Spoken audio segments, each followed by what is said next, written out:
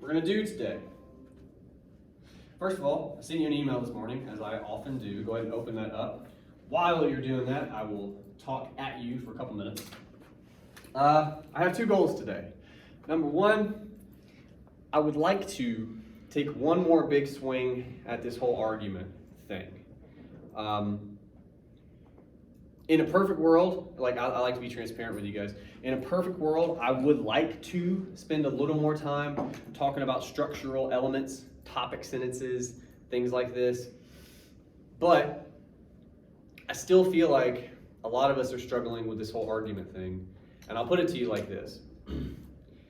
If your argument isn't great, even if you can write me a topic sentence, it's not going to be good because it's going to be derived from an argument that's not great.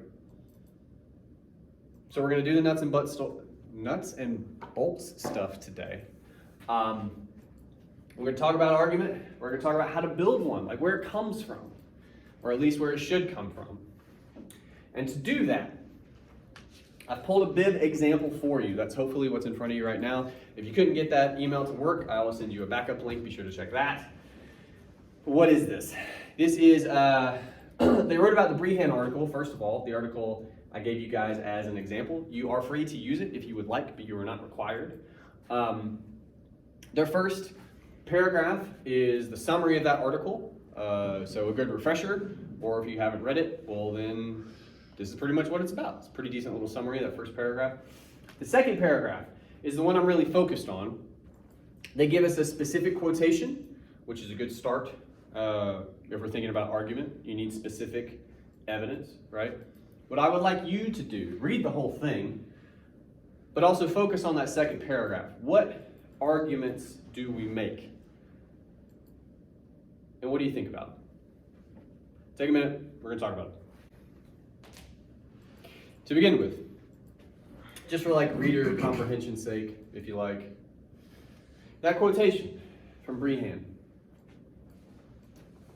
is it a good one? Like, is it useful for our purposes, do you think?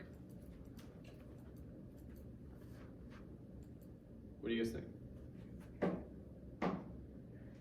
Like, just to be clear, I'm not asking yet, do a good job with it, any of that. I'm just saying, like, the quotation from Brehan, could we use it in a paper? Does it have anything valuable in it we could consider, this quotation?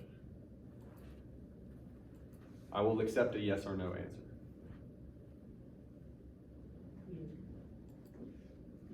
Nakai says yes. Seems like at least I can see it. some of you are inclined to agree. Okay. I would agree. I think it is useful. Now, of course, the tone is somewhat different from some of the more scholarly sources you may have come across. This is a popular source. He's allowed to be more colloquial, maybe even be funny at times, things like that. But I think he's got, I think there's some stuff in this quotation we could use. That leads me to my second question, which is, do we use any of that stuff? What work do we do with this quotation?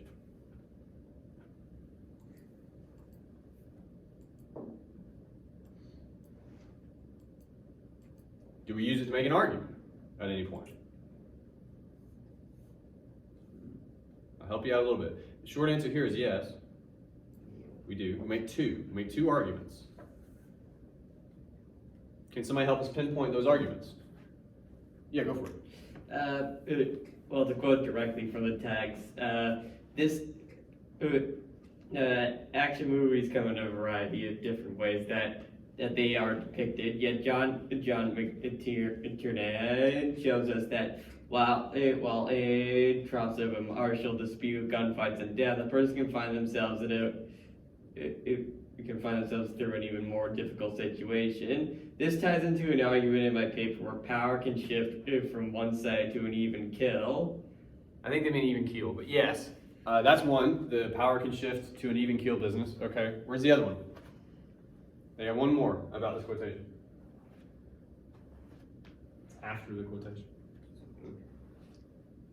Oh, with the, after that, it says this will be helpful in my paper because this shows that because what life altering happened, people can change when the times and comfort to a partnership or new ideals they never Okay. had. So to sum those two arguments up, number one, and I'm paraphrasing a little bit for the sake of brevity, power can be one-sided but then can shift to an even keel, and when life-altering events occur, people will change. What's the problem with those arguments? There's a fundamental issue with those arguments. What kind of arguments are they?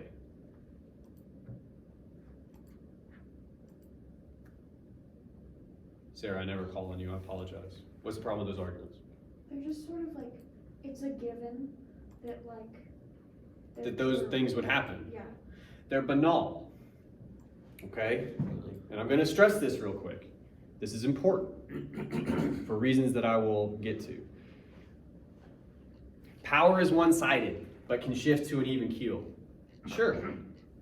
Life-altering events will change you. Yes. You know these things. You know them immediately. They require no work. And that's the problem when it comes to what I'm asking you guys to do. If you try to work toward an argument like that, you will run out of shit to say very fast. You'll be at a loss because there is nothing to say. They kind of prove themselves, right?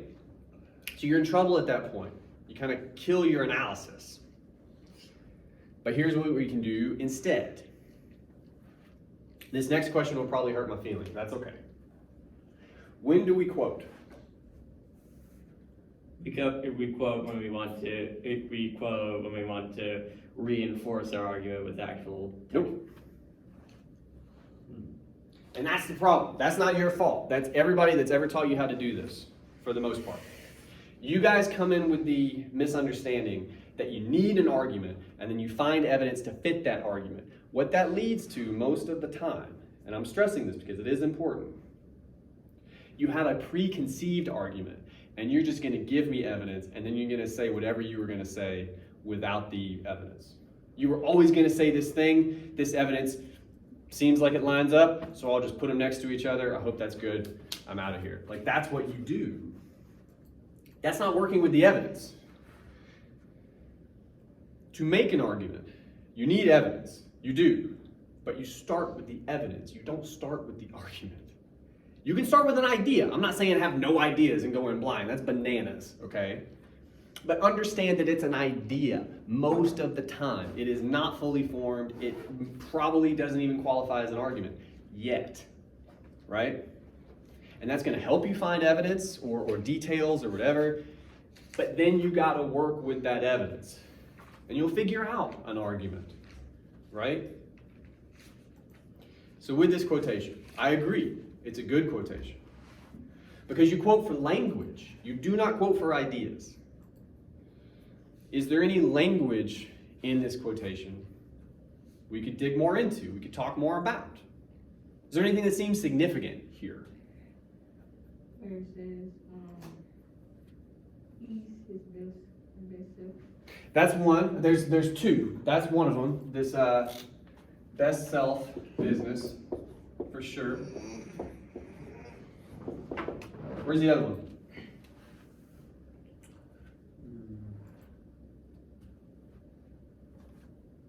There's one more bit of language that's, when I say something is significant, all I really mean is it says more than is just on the page.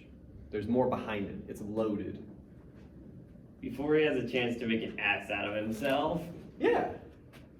Like, we understand what both of these things mean in context, but they also mean a great deal more, actually. What that means, we can talk about that great deal more, whatever it might be. Okay? I thought your hand was up. All right, let's take the first one first. Before McLean has a chance to make is it more of an ass of himself, he says? Yeah. What's he mean, first of all? It always helps to make sure we understand what we're actually describing. Yeah. I would say we say like make him look more stupid than himself. Yeah. In what context? We're talking about probably make himself look dumb in front of the others. Then the Well- Well, no, what I mean is, like, let's get more specific, because there's plenty of ways to look stupid. There's plenty of ways to look like an ass. What's McClane's deal? We talked about this a little bit. The first 20 to 25 minutes of the movie, I think you could describe him as an ass. In what way? Do you guys remember any moments early in the film where he's maybe not his best self? He's maybe kind of a jerk. I mean, marriage. Do what? Within his marriage.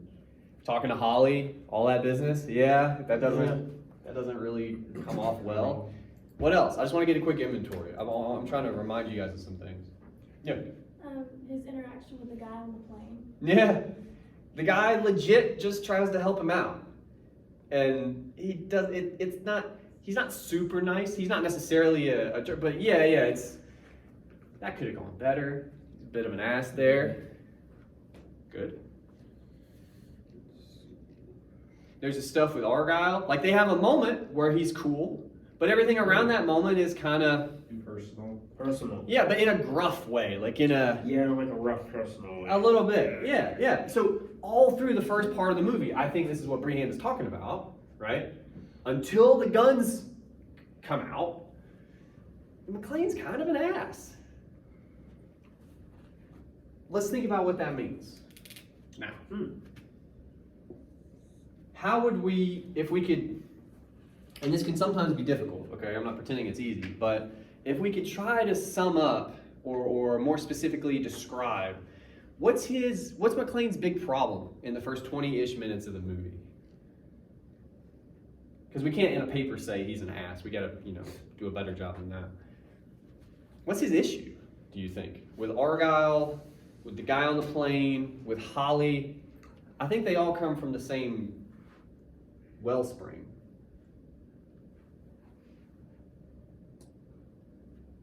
Like, okay, I'll put it to you this way. I always remind you guys of this moment because I think it works so well with everything we're talking about. It's a throwaway moment, it seems like, but when they're in the car and Argyle puts the cassette in and McClane goes, "Do you have any Christmas music?" He's like, "This is Christmas music." Oh yeah. But he's too traditional. Yeah, he's real To traditional. but when you say he's too, you're implying a second half to that statement. He's too traditional to do what? To, I guess, fit in is the best way to put it. Yeah, It's- fit in with like the new age of He kind of sticks out in the film. For sure. yeah. He for sure does. Okay, well, let's start there. I agree it's this traditional masculinity that he embodies, for sure. Yeah, that's it. But it's what it does to him, right? Or it's the effect that it has. I think we need to try to better define what we mean by fit in, but that's the issue. He comes off as an ass because he doesn't quote unquote fit in as a result of this, is what we're saying. What's this fitting in? What are we trying to? Well, it's because he's from New York and he goes all the Yeah. way to California and And there's even that he even says the same thing about California twice. Right. Right. basically with that one scene where the girl basically hugs her boyfriend or something like that. And Yeah. they get off. And the other moment when the dude kisses him on the cheek at the party, McClane's not gonna. It's like, California. Oh, He says yeah. it like that. He's like, Jesus Christ, type of moment, right?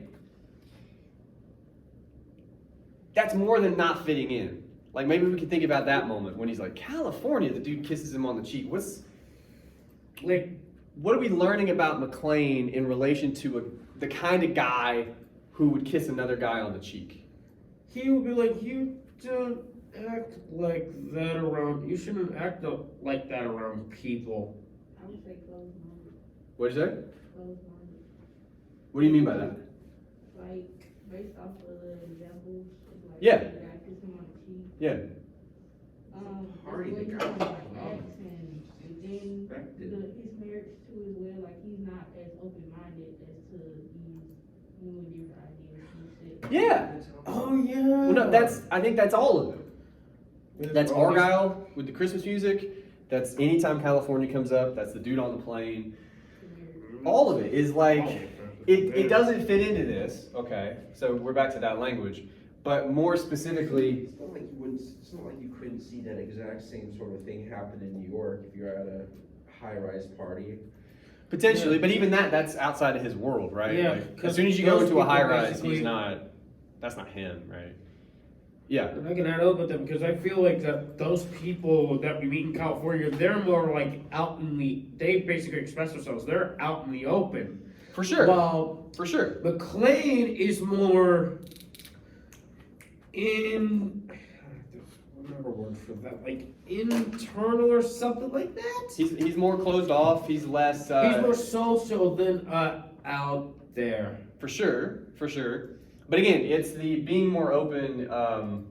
You see those new ideas, those different perspectives. I think. I'm gonna give you guys an SAT word. There's a different way to say this, I'm sure, but Yeah.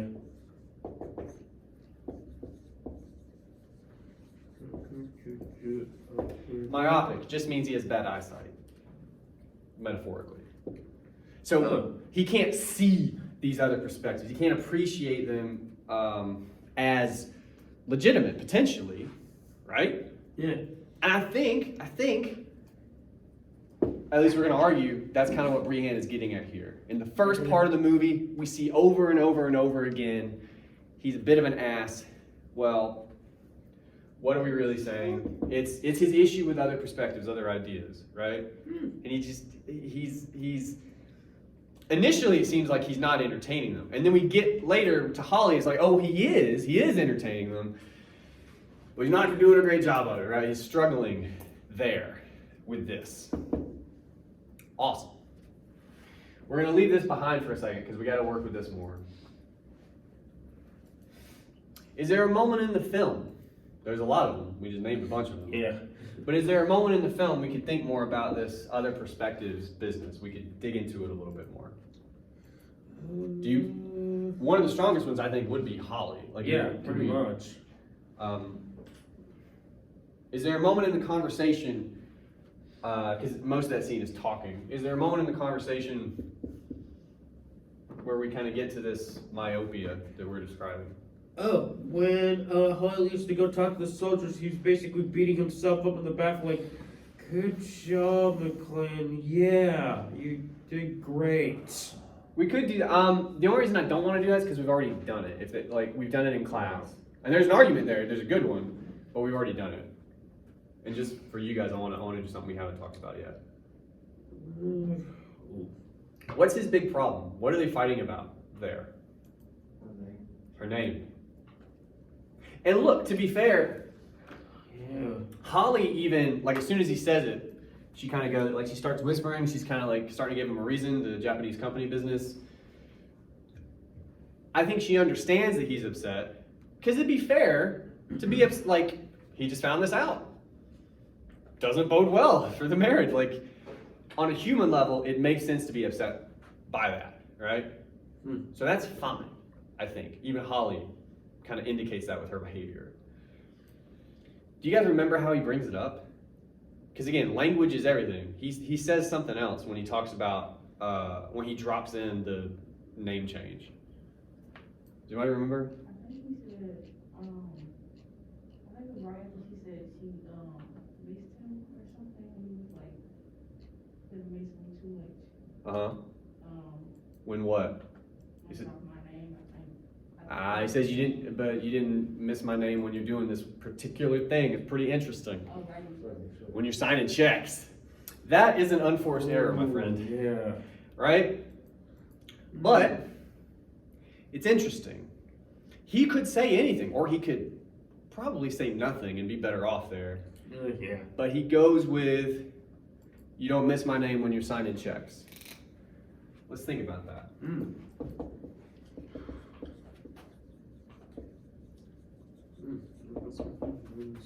Checks. Now, the name business, we've talked a little bit about, and it's going to come into play. We understand what that is, right? Yeah. This, though. Let's think about that for a second. What is McLean hardcore implying when he says that to Holly? Well, about their relationship. She reversed it. Huh? He's not the breadwinner anymore, she is. Well, we'll get to that. Right. Let's start small. To begin, what he is saying is that he's still the provider, right? He's saying you're writing checks with my name, blah, blah, blah, you're using our account or whatever.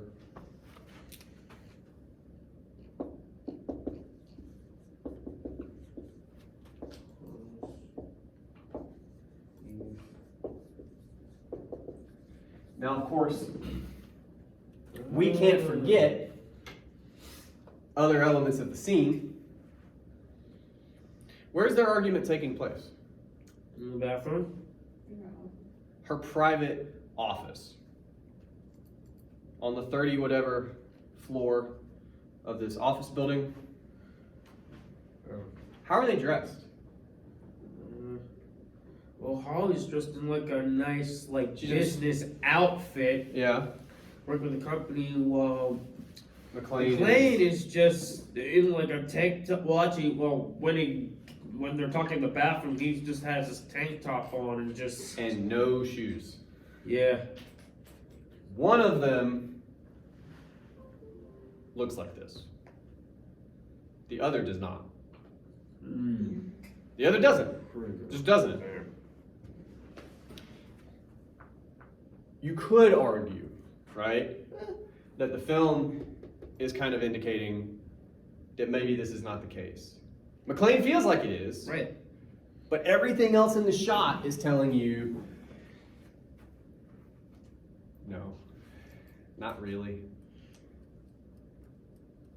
What might this also suggest about McLean? Like, the way I would put it to you is, he goes here. He doesn't have to bring up checks. Why is he bringing up checks? That tells you it's on his mind.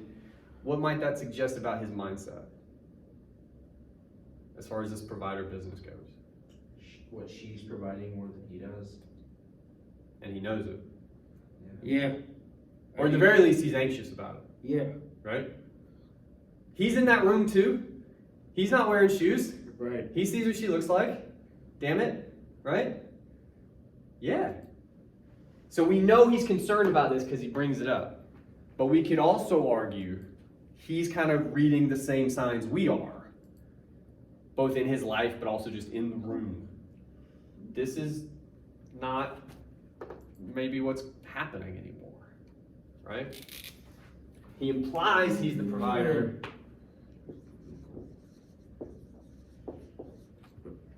So, nice.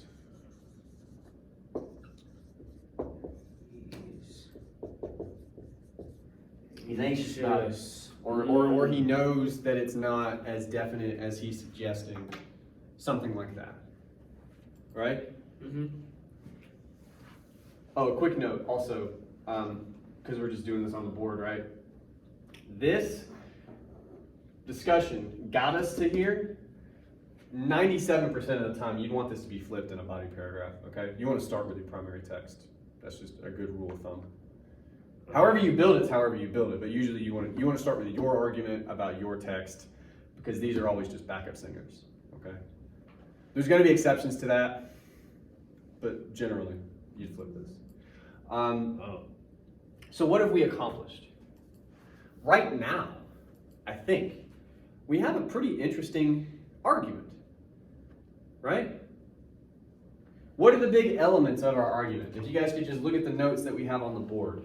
We got a couple pieces I think we could try to form into a topic sentence, right? What are the big pieces of our argument with both of these sources?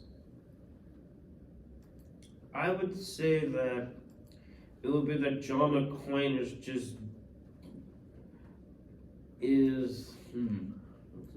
Again, if it helps, all we're concerned with is our little bit of analysis that we started to do, right?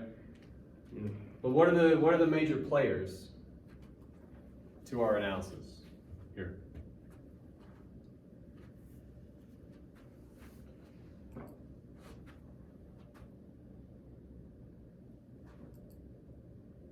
What are we commenting upon insofar as McLean is concerned?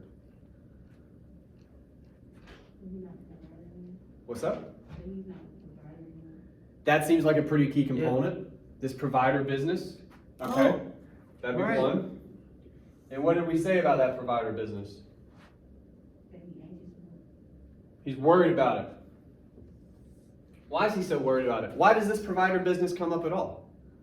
Well, because it's kind of, I feel like I would have said this, but it's kind of like with masculinity because the man in the house is supposed to be the one supposed to be bringing all For sure. all the dough and everything. Yeah. Okay. So we're also talking about that, right? Yep. McLean very clearly represents this, at least in the early part of the movie. You know, maybe things change or what have you, but he's traditional masculinity in the first 25 minutes of the film. And we get to see that traditional masculinity, that 1950s masculinity, sort of come into contact with all of these things that it doesn't like. Over and over, it's just McLean not liking things, right? But we said that's because he can't appreciate these other perspectives. Like he just cannot comprehend how like these other ideas might work or be viable, you know? That's another one of them. That's another one of those ideas. Maybe you're not the provider anymore. Or maybe you're not the sole provider anymore, you know? That's a pretty different perspective that he's struggling with. What do we do with that?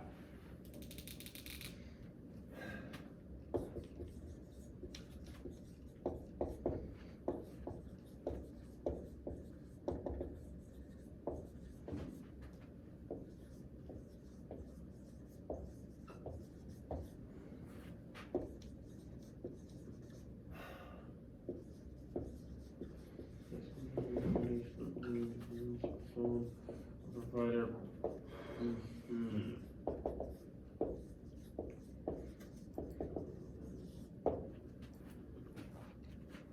Okay. The masculinity embodied by McLean, because that's what we're really talking about. We're talking about McLean, but specifically, we're talking about the kind of masculinity he embodies, right? In this paragraph. That's what our argument is about. Depends upon a provider role. That's true too, but I want to draw your attention to something. If that's all we said, you'd be very close to a banal claim, right? Right. Like you're going to argue to me that traditional masculinity depends upon being the provider. It's like, we know that. We know that. Without the movie, we know that. That is eroding. That's a little wrinkle. That could be enough. Because this not only suggests that times are changing, this suggests that he knows it. And here we have him either not able to see it or not willing to see it. That would be up to you and how you're reading the text, right? You're going to use the text to do that. But in that scene with Holly, to like close off this discussion, I honestly don't have an answer for this. I'm asking you. Do you think he can't understand that he's not the sole provider, or do you think it's more conscious than that? Do you think he doesn't want to see it? Or is it somewhere in between? I'm wondering what your thoughts on that are. I think it's somewhere in between because he says it and Yeah. based off of like after how he left. and- Okay, yeah. Oh, yeah, fair. Yeah. It's like he wanted to. It's like he wanted to like he said it, but he didn't want to say it because he like trying to fix things, but he can't. I guess Yeah. get past the mindset that he has of how the roles are supposed to be in a marriage. So what you're suggesting is, and again, this further defines this a little bit. You're suggesting he can recognize these other perspectives. He can see that they exist, but he cannot, at this point in the movie, legitimize them, or he cannot sort of express in front of other people. Again, this is where you'd have to figure out in the body paragraph. He just can't make himself say it out loud for some reason, right? Something like that. Somewhere in between. Sure. So he can see it, but he can't do shit about it, basically. Right? Yeah. That may change our topic sentence a little bit, because that's going to have to come into our analysis as well. So he can see it, but he can't do anything about it. He can't make the choice. I'd be inclined to go with that argument. I don't mind it. I don't think it's necessarily he can't, I just think, Well, like he can, because if you go to the other part of the scene, it suggests he can only do anything about it in a private moment. Like yeah. we're kind of seeing his thoughts play out in real, when he does that. That to me suggests, again, he can see the other perspective, he can see these other ideas, but something in him won't allow him to just say, Yeah. Same thing with Argyle. Like they seem cool with each other, and then Argyle puts in the music, and he's like, he goes right back to, "You got me Christmas music," and he's like, "Is this Christmas music?" Like it's that same mechanism. If he listened to the song for 2 seconds, they name drop Santa Claus real fast. He's like, "Okay, I get it," but we're arguing, you can't for something's holding him back. It seems like the way we're reading it. Cool. That's a body paragraph. Most likely. Again, you do this in inverted order, but plenty of times in my life, I've come up with arguments about a text based upon my thoughts on a secondary source. That's fine, okay? The other point I would make to you real quick, I kind of broke this in half. This is a good quotation. That whole best self business, I think, is a related idea, but it's a different enough idea. I think it could be its own paragraph potentially. I mean, you could easily, for instance, you could quote Brehan here. Let me find it. Before he has a chance to make more of an ass out of himself, that's one quotation in one paragraph, okay? Maybe in the next paragraph, some terrorists show up and all of a sudden he's his best self. If you had more to say about this, it doesn't have to be in this, it could be its own paragraph potentially. I want to illustrate that to you very quickly, and I am sorry, because I want to give you time to do one more thing. But, what do we mean by this best self business? Like, the way I think of it is, you kind of find yourself, I think, cheering McClane on through the second half of the movie in a way that you really don't in the first half, right? Right. Why is that? What changes? Do you think? How is he his quote-unquote best self when the terrorists show up? Because he can become the New York cop that he is. His masculinity is back in his mind. It is. I lost. He can change the narrative. What do you Or mean? try to change the narrative, because he's a cop, and then bad guys there. He's equipped to handle this situation in a way, and here's what's interesting, in a way that we've kind of argued he's not equipped to handle this situation, right? For sure. I think it's also because he's, like, at this point, he's seen as the good guy, the hero who's got to save everybody and. When there's guns involved. Yeah. Yeah. Because he has the history of being a cop and everything. Well, but again, that history, the way we're talking about it, is also a bit of a metaphor, right? He also has this history that I think the film kind of argues helps him too. For instance, again, if class were twice as long, I know you guys would love that. If class were twice as long, we would do this again, but I'm just going to speed it up.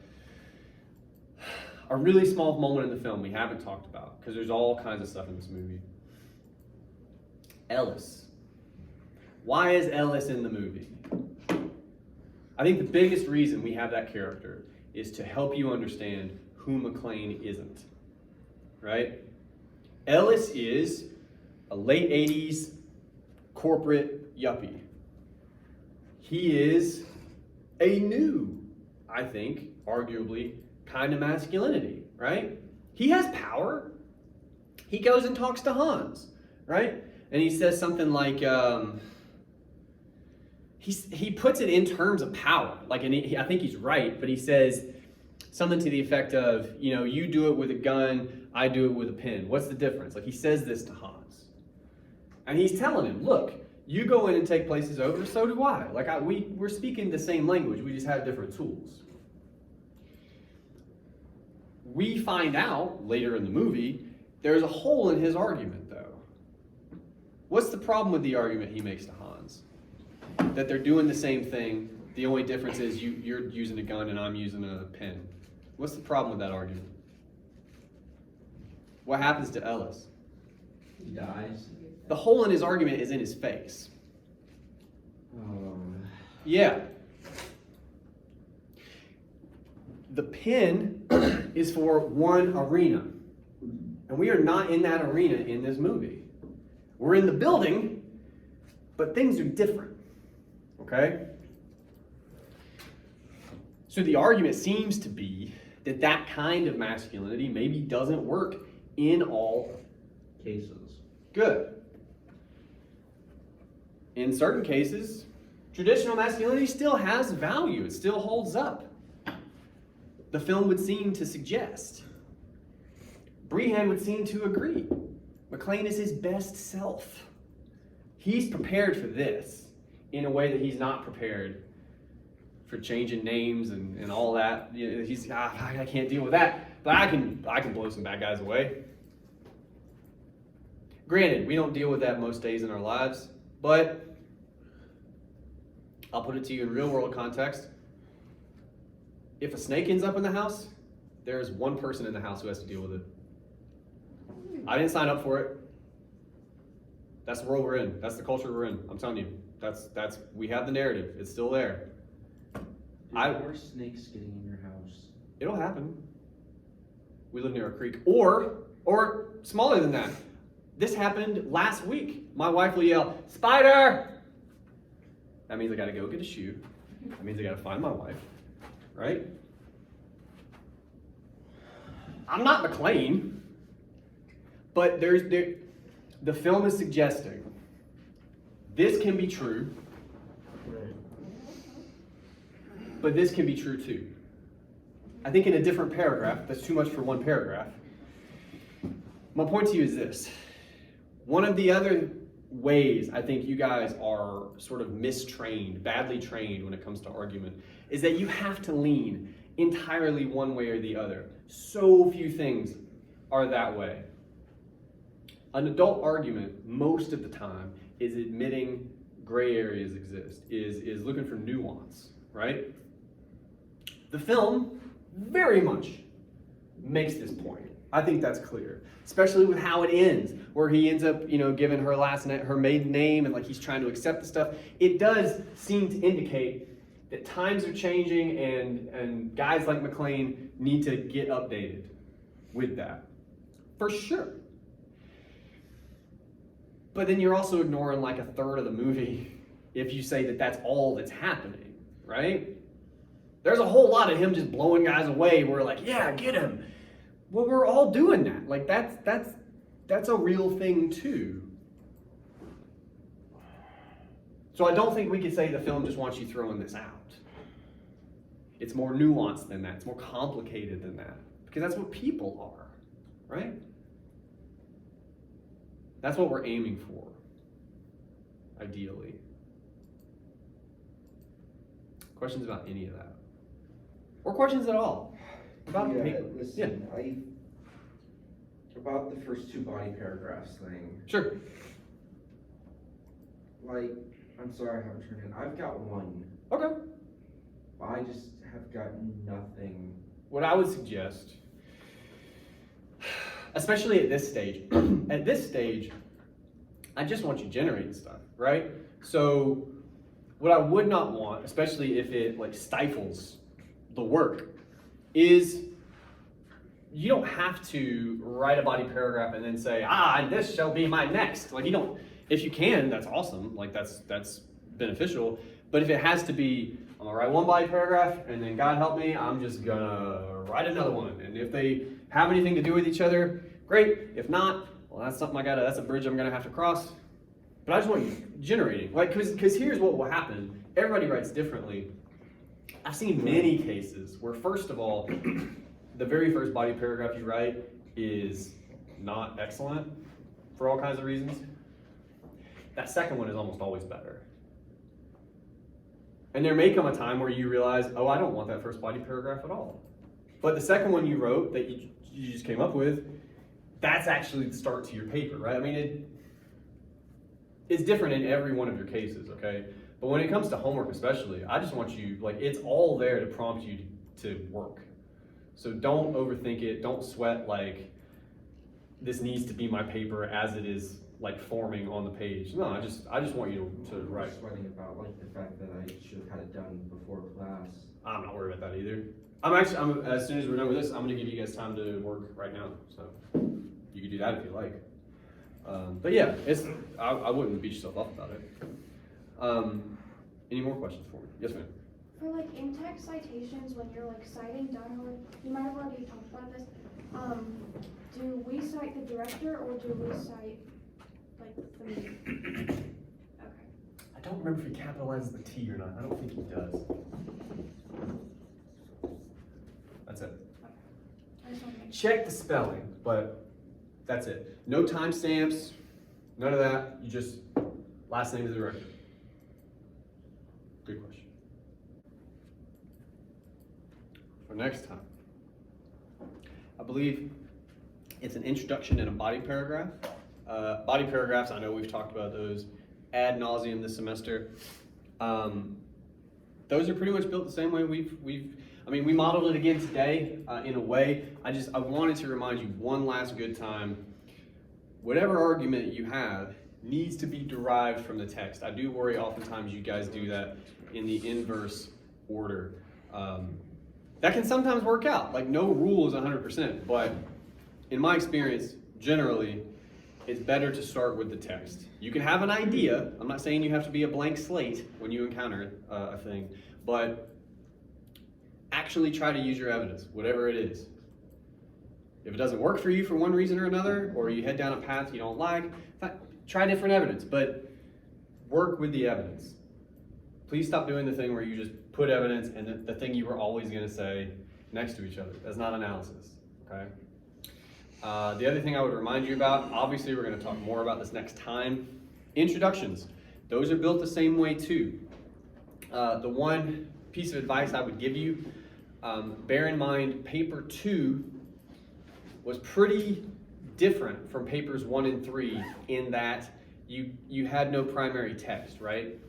What that means, to translate for this time, you do not need to feel obligated to introduce all of your text in your introduction. You have one primary text, it is Die Hard, it is what we're talking about this time, right? In much the same way you did with Fairchild with a poem, you're treating Die Hard the same way, okay? So your introduction, you need to introduce the text, you need a roadmap, you need a thesis, you have a hook if you want it, but all of that is in service of whatever your argument is about the movie, right? Your secondary sources, when they come in, should mostly be confined to the body of your paper, okay? The introduction, I'm worried about you and what you're thinking and what you're trying to prove to me, all right? I'll see you next time. Thank you guys.